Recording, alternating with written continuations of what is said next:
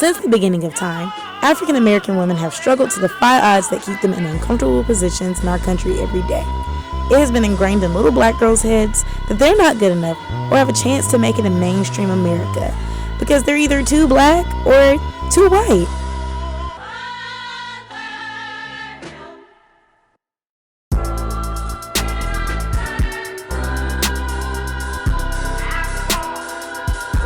So I, Brittany Minifield, took it upon myself to dig deep into what acting white really means and to see how that's still possible in 2016 when we have a whole entire black president.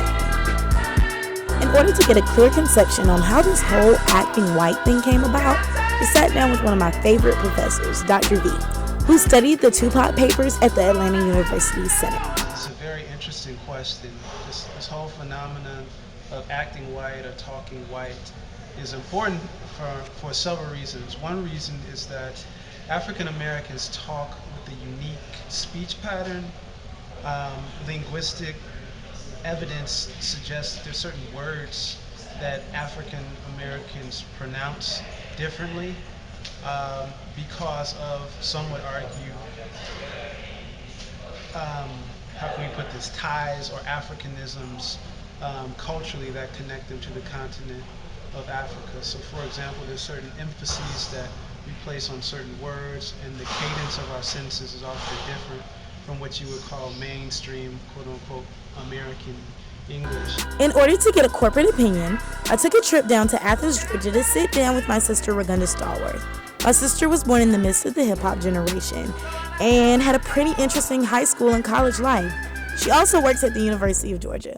And come on, guys, what's whiter than UGA? I went to a smaller county high school, and it was more predominantly white. So you had this little bitty majority of African Americans. Whereas when you go to college, you have a pool of diversity, all different type of people that you meet, and you really get to know yourself when you go to college. I mean, your freshman year, you're still finding yourself, but you get to meet different people. I would definitely say in college, it was the best experience of my life. I was extremely popular, got to know a lot of people, loved it. That's the only thing I would repeat. I would never repeat high school, ever, but I certainly would repeat my undergraduate experience. Sometimes a little bit later, with children coming home, telling their parents, I was at school today, and one of my classmates said I was sounding white. What does that mean, Mommy? Great, right. Like when people are old enough to realize that there were differences. Like, I've been a snowflake my entire life, and I haven't had a problem with that. Basically, I've been an Oreo, whatever you want to call it, since forever. White girl, and I still stand by what I stood by then. I don't know what that means, because I don't think that there's a certain thing of acting like something. And this is an interesting problem that I think particularly affects African American women in some very interesting ways. This whole phenomenon of acting white, as I dated it to the post-civil rights era, it really becomes pronounced during the hip-hop generation in the late 1970s, early 1980s. 10th grade, 12th grade year, I just didn't necessarily care whether I had a lot of friends in high school versus I was more concerned about making it to college. The great thing for me, though, I went to a church in the Athens community where everybody embraced me for who I was, so it kind of balanced everything out for me. All right, and central to really understanding this is we need to talk about the idea of code switching.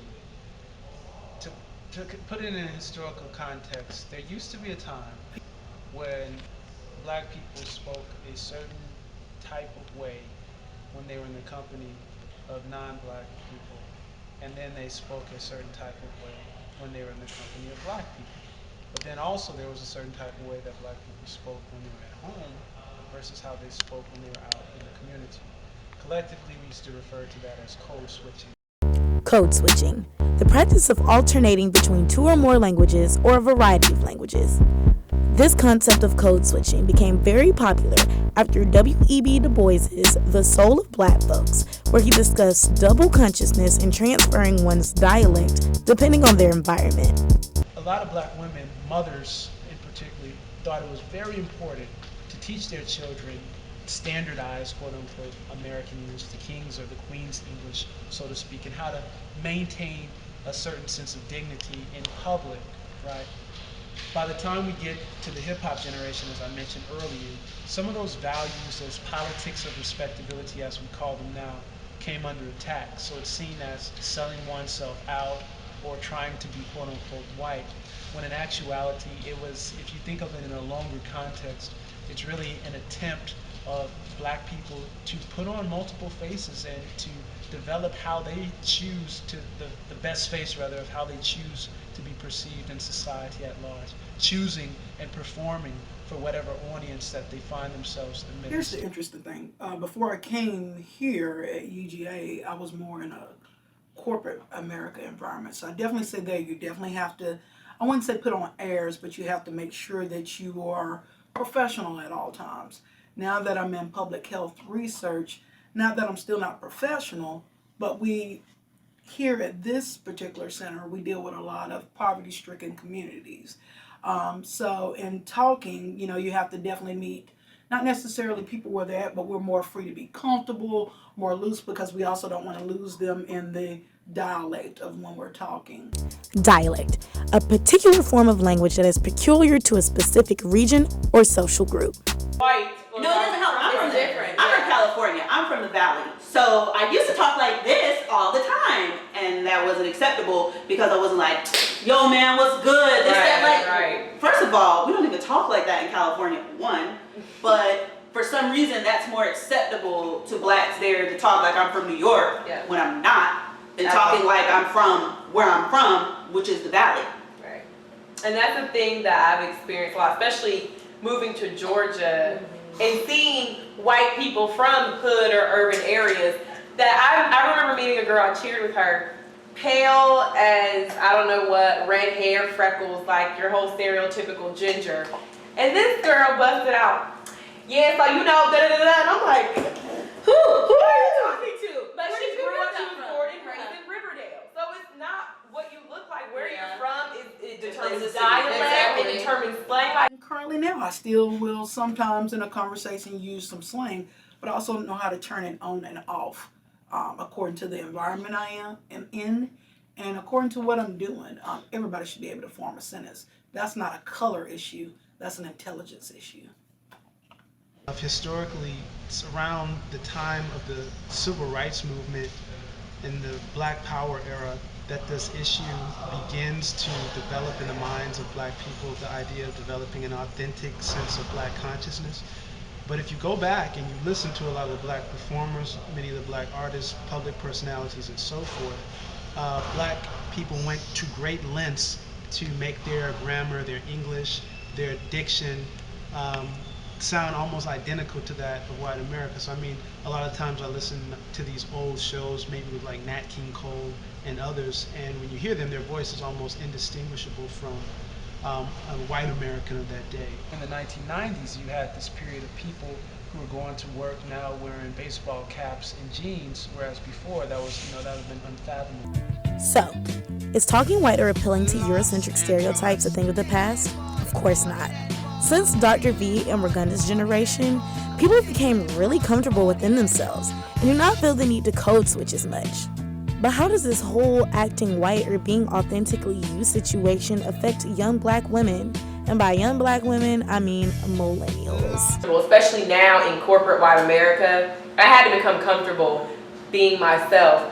And I felt like, and I'm not gonna say everybody's experienced it, because some people are just downright like, F y'all, I'm myself. Right. But I grew up majority white and then moved into majority black, but then felt uncomfortable being in a majority black because I grew up in majority white, so I didn't know how to be majority black.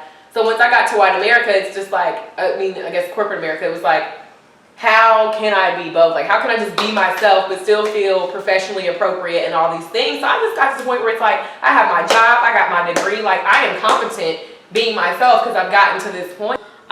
When I got older, when I got into high school, my school started not even integrating, but I grew up in a majority of a Caucasian community, and the school started to integrate. It was different people coming in, and when they came in, they were coming from Riverdale, different places. So I'm like, okay, well, I mean, this is just how I speak. So when people did used to come up to me, oh, you sound like a white girl, and I used to how do I sound like a white girl? What does a white girl sound like? When do they get a dialect? What does that sound like? And people used to be like, okay, never mind. I didn't mean that. I was just kidding. And I was like, okay, well, speak to me correctly because that doesn't make any sense. After I was probably 18, 19 years old. So elementary school, 1 of 2 black people. Junior high school, 1 of 2 black people. High school, 1 of 5 black people. So I dealt with racism.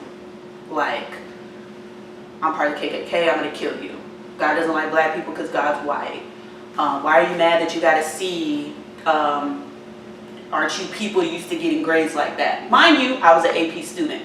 I was a moment in my life I didn't want to be black because in the 7th grade, I visited my aunt here in Georgia and her stepdaughters made me feel so horrible about who I was that I didn't want to go to an HBCU, even though my mom wanted me to go. I didn't want to, like, I just was like, nope, black people are mean. Like, that's how I felt. And it took me moving to Atlanta and seeing, like, not all people are like that because most of the black people I was around, that's what it was like. Understand. Like, why are you not supportive of me getting an education and all of these things? Right. And it's like, I'm not gonna say forget what white people think, but that's kind of it. It's like it's more of let's work with each other. Like we all need to be binding together, especially as nasty as the world still is compared to what we thought it was and how we've progressed. People what being black is, but I feel like when you are black, you should be more understanding of the layers and the complexity of being black, not falling in with the stereotype itself. Exactly. Yeah. Like mainstream society of portraying the spectrum of all ethnicities, because not all white people talk like a Valley Girl, not all black people talk like they come from Riverdale, Georgia, or Compton, or the Bronx. Like we're a very big spectrum, and as soon as people comprehend that, they'll be more willing to be more authentically themselves. The way you talk does not reflect the way you feel about your ethnic group, nor does it mean you want to be white. Being a black woman is more than just being a part of a monolithic stereotypical group. We are more than the images they portray on Orange is the New Black and Scandal. We are people, and at the end of the day, we'll talk the way we want to talk. Hey, so are we black enough now?